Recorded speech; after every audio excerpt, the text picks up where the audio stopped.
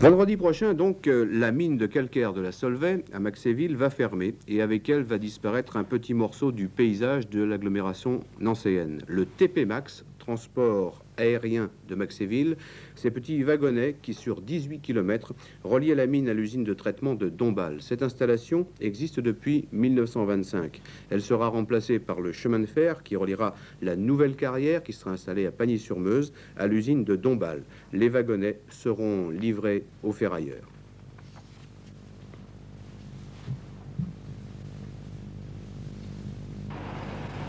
Où vont-elles? D'où viennent-elles? Que transportent-elles ces petites bennes qui se promènent inlassablement et font partie du paysage de la région est de Nancy? La fantastique histoire de ce transport aérien commence en 1920 quand la société Solvay décide de relier la carrière de Maxéville à l'usine de Dombasle. C'est la société anglaise British Works qui a réalisé les études, la fabrication et l'installation. L'itinéraire retenu n'est pas une ligne droite. Il a fallu contourner la ville de Nancy, puis les terrains d'aviation d'essai. Et en 1928, le TP Max assure à lui seul l'approvisionnement de l'usine de Dombasle en calcaire. 36 km de mécanique en mouvement et une mission assurée jusqu'à ce jour avec une régularité impressionnante. À la différence de la plupart des téléphériques qui comportent deux câbles, l'un fixe appelé porteur, l'autre mobile appelé tracteur, celui-ci n'a qu'un câble qui remplit les deux fonctions. L'avantage du système réside dans la grande facilité de remplacement des câbles usagés. Chaque jour, une brigade de 40 hommes passe 2h30 à vérifier l'ensemble. On les appelle les visiteurs. Jean-Marie Thomas, vous êtes visiteur de ligne. En quoi consistent exactement vos fonctions? Je surveille la ligne du TP Max. Je fais une visite chaque jour, par n'importe quel temps.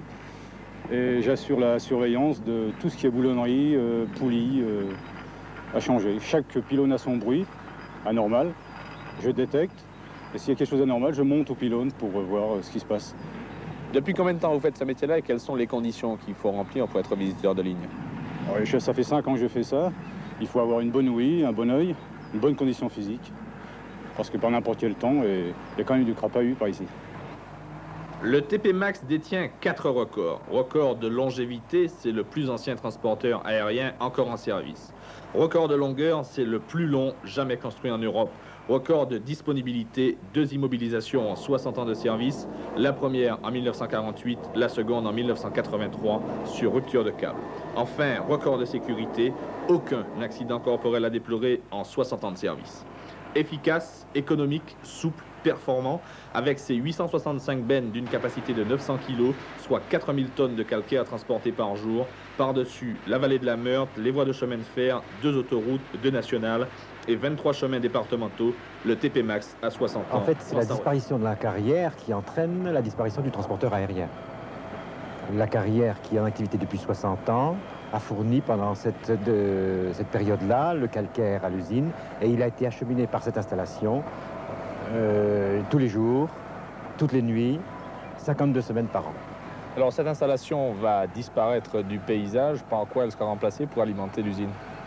Alors la nouvelle carrière qui doit succéder à Maxéville est la carrière de Saint-Germain-sur-Meuse. Le calcaire sera acheminé par votre chemin de fer. L'heure de la retraite est donc arrivée. Vendredi, le TP Max cessera ses activités. Livré aux démolisseurs, il va disparaître de l'horizon.